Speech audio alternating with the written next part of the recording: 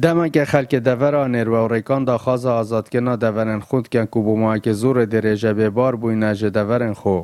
جه اگر بردامی بردمان کرنا دورن وان جه آلی مالات ترکیه و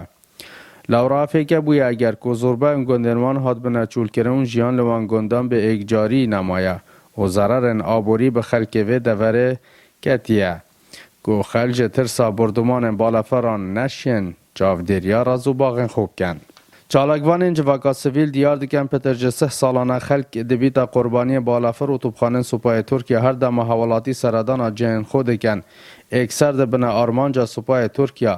لورا دخوازج حکومت حرم کردستان و عراق کن دورن وان جدستن ترکیه دا آزاد بکن.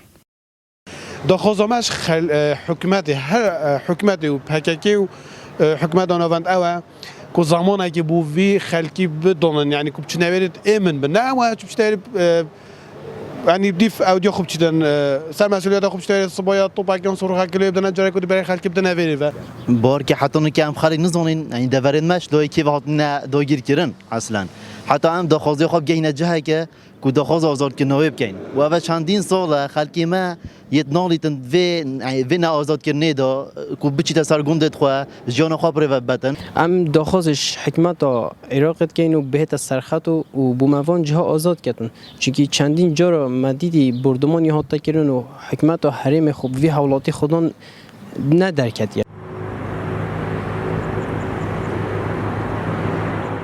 چالاکوانه که دیه جواکا سویل دیار کرد که دورن وان جه جیاریه لی اف دور جیان تدا مریه. روسیه که بیشتر جیار میاد و چندی دا آزاد کردن وان دورا نیرو ریکان دوره کنی جیار خلکی که سر وان گندا دوره کنی نبتونه خلکی وان گندا خوشی جدید بلکه گشتیاری قصد یعنی بخوشی و سیرانه خلی قصدوان گندات کردن.